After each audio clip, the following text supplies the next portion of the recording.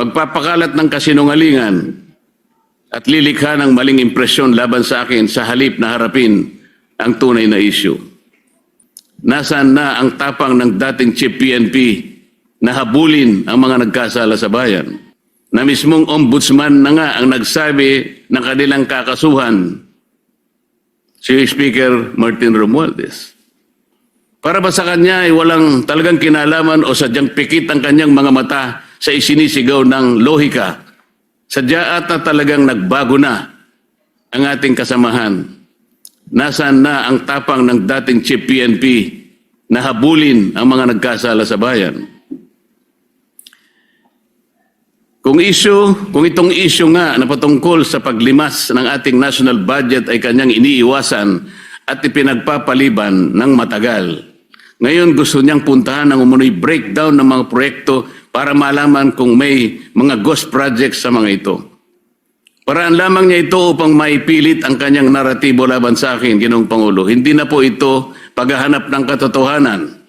Ito ay pagpapalutang ng duda sa pamamagitan ng isang palabas. Hindi na rin po bago sa akin itong ganitong pailalim na pag-atake, Ginoong Pangulo. Nakita na natin ito nang siya ay sadyang nagpakalat ng isang splice o pinagtagpi-tagping video ng aking mga pahayag upang baluktutin ang tunay kong sinabi at linlangin ang publiko tungkol sa aking posisyon. Noon pa man malinaw nang may pagtatangkang sirain hindi lamang ang aking pangalan kung hindi pati ang aking kredibilidad bilang lingkod bayan. At ngayon, tila inuulit na naman ang parehong taktika mula sa isang manipulated video noon hanggang sa mga pahapyaw na slide na naglalaman ng hindi kumpletong dokumentong ipinakita niya kahapon. Pareho ang pamamaraan. Magtatanim ng duda, magpapakalat ng kasinungalingan, at lilikha ng maling impresyon laban sa akin sa halip na harapin ang tunay na issue. Nakakalungkot pa na manggagaling ang mga gawang ito sa isa sa atin sa kapulungan ito. Hindi lamang nakalulungkot kundi nakagigimbal.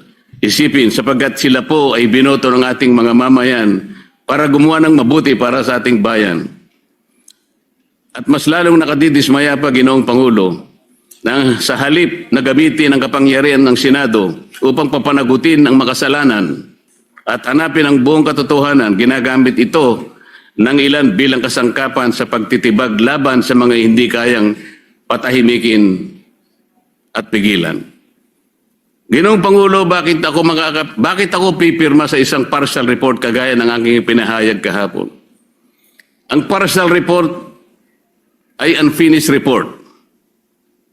Wala pong sinasabi na ang ating mga tuntunin ay kinakailangang magpahayag ka o mag-report ka ng isang partial report. Bakit po kinakailangang partial report and di pa final report? At paano po tayo magkakaroon ng final report, Mr. President, kung hindi po niya itutuloy ang mga dapat na ginawa niyang pagdinig? Napakarami po ang dapat na ipatawag, gaya po ng aking ipinag-privilege speech ng mga nakaraan, Mr. President. Ngunit ayaw niya talagang tawagin ang mga taong ito.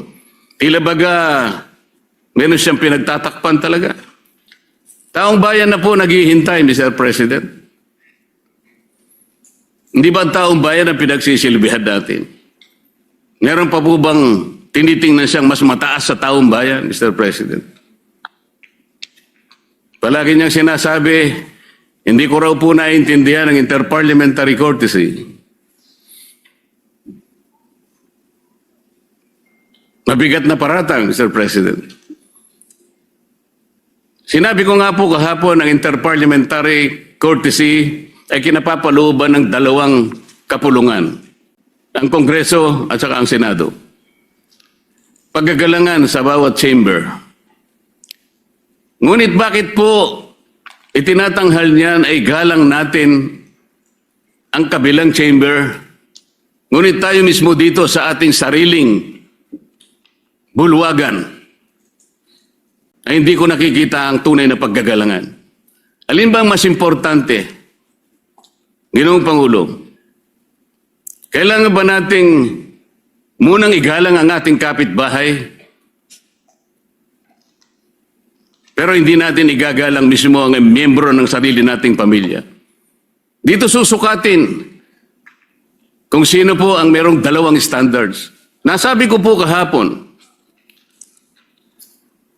bakit hindi ko babaliwalay ng konsepto ng interparliamentary courtesy kung yung pong mga taong binabanggit sa napakaraming mga testimonya ng tinawag nating mga witnesses at mga resource persons ay tumutukoy sa mga taong ito. Gagamitin pa natin yon samantalang sinabi nga natin nilimas na nga ang pera ng bayan. Gagamitin mong pagtatakip dahil sa paggalang sa interparliamentary courtesy, hindi ba sa unang-una pa lang sa paggalang sa interparliamentary courtesy, hindi ba sa unang-una pa lang sila nang hindi gumalang sa mga taong bayan na pinaglilingkuran natin? At sa kanya pong interview kaninang umaga, nabanggit niya, ako po'y wala na raw sa hulog.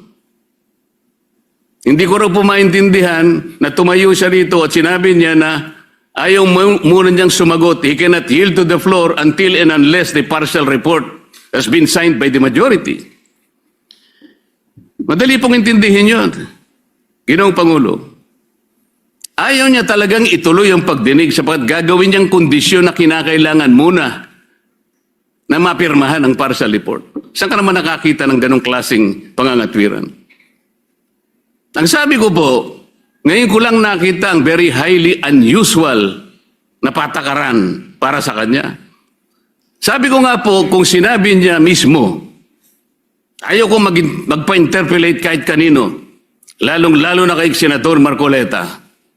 Diretsahan, Mr. President, tatanggapin ko yun. Ayaw niya bakit ko siya pipilitin? Ngunit kung gagawin niyang dahilan, kaya ayaw niya magpa-interpolate, sapagkat gagawin niyang kondisyon na kailangan mapirmahan muna ang partial report, ino-hostage niya ang taong bayan, Mr. Speaker. Yun po ang hindi ko kayang tanggapin. Ano ito, takutan? Kaya niya ginawa yun? Kaipala, Mr. President, kaya pala siya nag-privilege speech. Hindi dahil sa meron siyang gustong sabihin, para ipakita niya yung kapirasong sulat na yun. May nakalagay, Kong Marcoleta, 500. Yun po yung gusto niyang palabasin.